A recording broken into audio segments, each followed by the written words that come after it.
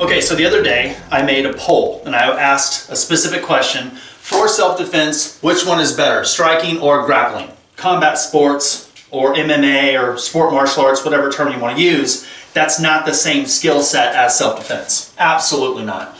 I have nothing but respect for the people that do MMA. They're great athletes. They're great at what they do. In no way am I trying to downgrade or degrade MMA, sport martial arts, combat sports, again, whatever term they want to use. It's just that's not the same skill set as self-defense. So what I thought I would do today is give you guys top 5 reasons why striking is better than grappling in self-defense. I do want to say that this actually needs to be put into context because I don't believe that anyone should be choosing one over the other. We all do striking, we all do grappling. To be a complete fighter, you need to do both. So this isn't like I'm saying, you know, striking is better than grappling. The poll, when we did the poll, it was if you can choose one skill set for self-defense, which is the best skill set? 63% of the people said that they like striking, 37% of the people said that they prefer grappling. Absolutely, again, shocked that 37% actually chose grappling in the realm of self-defense. Predators go after prey. Predators don't go after people that are in the same weight class.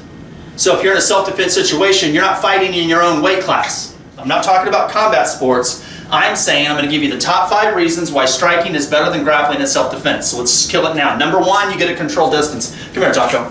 Number 1 is distance. If Jocko is going to be my grappler, you sound like a grappler, right? So we've got 3 different distances. Distance number 1 is grabbing. From here, she can grapple, right? She can do whatever she needs to do. Take me down and get a lock. I can strike. I can headbutt. Wham! I can knee her in the groin, right? I can throw elbow shots. I got knee shots. I can punch. I can kick. I can do anything I want here. She can grapple.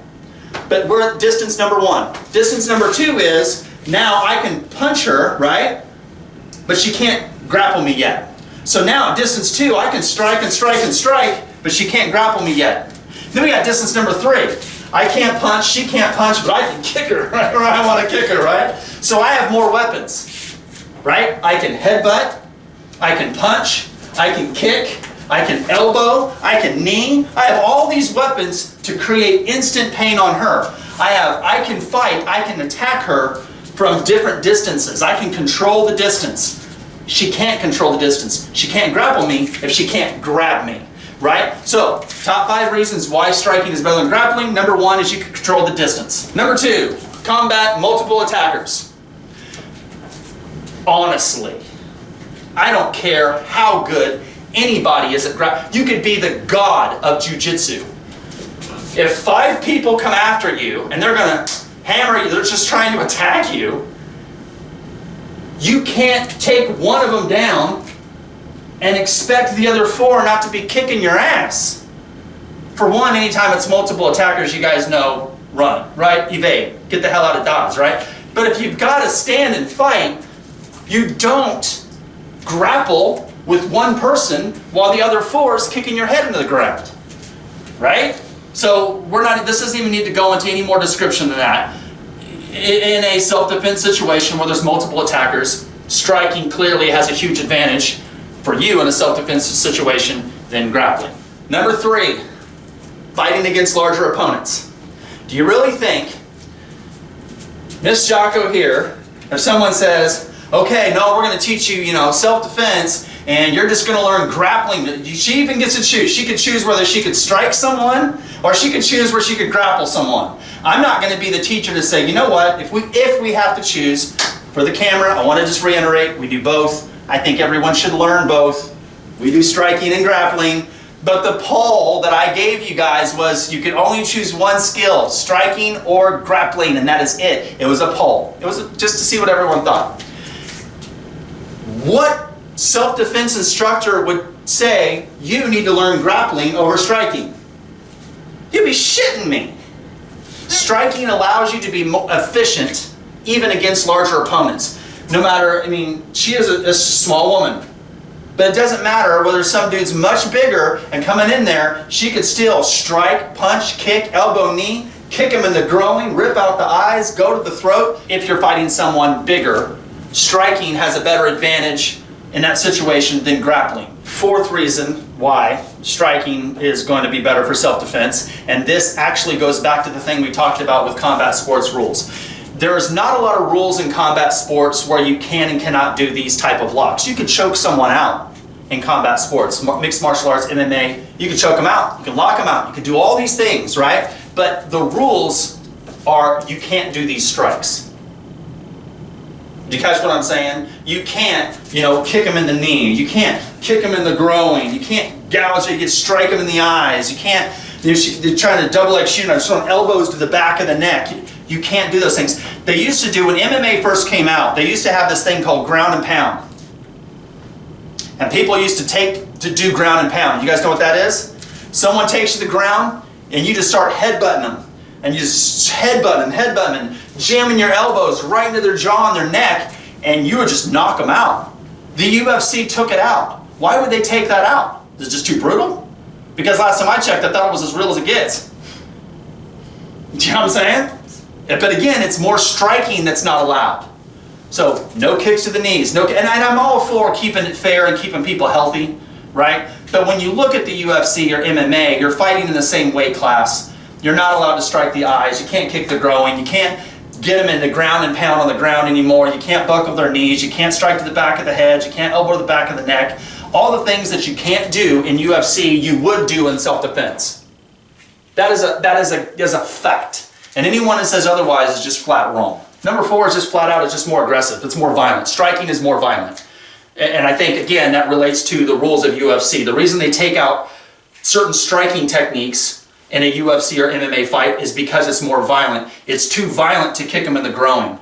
It's too violent to kick him in the knee, or to strike him in the eyes, or to elbow to the back of the neck. It's too violent. You put too many people at risk. It's not as violent with a double leg shoot on nice mats and then trying to go in for an armbar.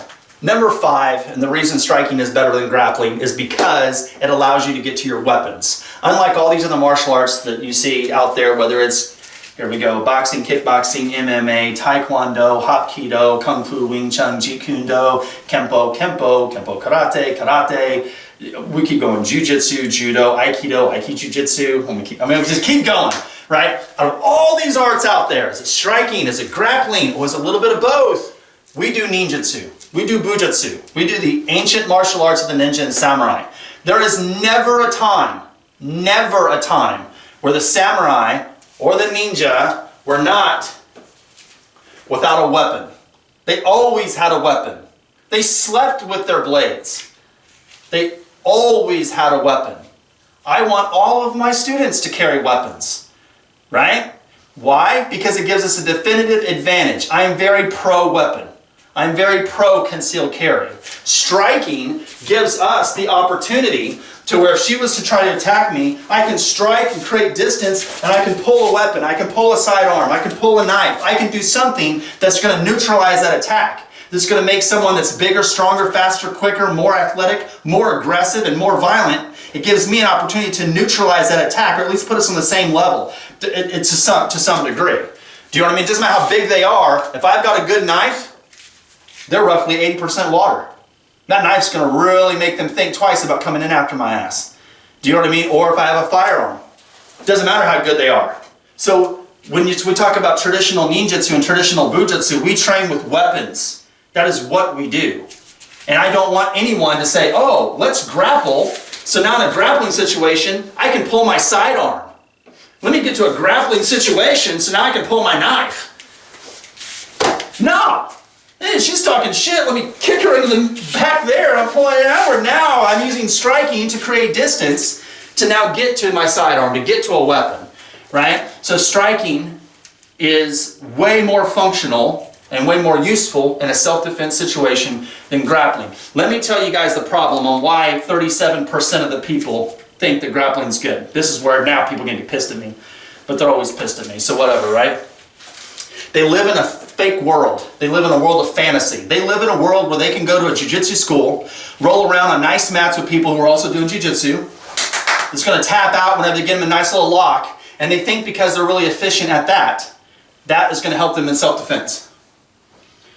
Again, for you on the camera, we do jujitsu. All of my students grapple. I love the submission fighting, rolling around, locking, choking. That's a great way to increase skills. We do jujitsu. I am not in any way degrading jujitsu, but I am not going to be the teacher that tells you rolling around for 10 minutes on the mat is going to save your ass. Go watch the news. There's a drastic difference of violence that you see on the news than what you see in the MMA world. Just go watch it. Knives, guns, things catching on fire. Kids running around with high-powered firearms. Like, that's violent. There's violence that you constantly see in the news. That is what you need to train for. Not 10, 15 minutes on the mat trying to roll around for a lock. There's a drastic difference between the two. You have more options than just grabbing someone with your hands. You know what I mean? So without a doubt, don't watch a UFC match or a boxing match or a kickboxing match and say, that's good for self-defense. That ain't self-defense. Self-defense is you walk into your car, not paying attention, and someone 50 pounds plus grabs a hold of you, and they picked you out as prey because they think they're bigger, stronger, faster, quicker, more athletic, they got a tactical advantage, there's more of them. And they have no problem doing something very violent to you for the $5 in your wallet. That ain't the same thing as two people going to the UFC ring where they know they're going to fight on a specific day, at a specific time, they know who they're going to fight, they're in the same weight class on a nice little padded floor with a referee. That is not the same thing as the violence that I see on the TV. And anyone who says it's the same, well, they're obviously not a student in this organization.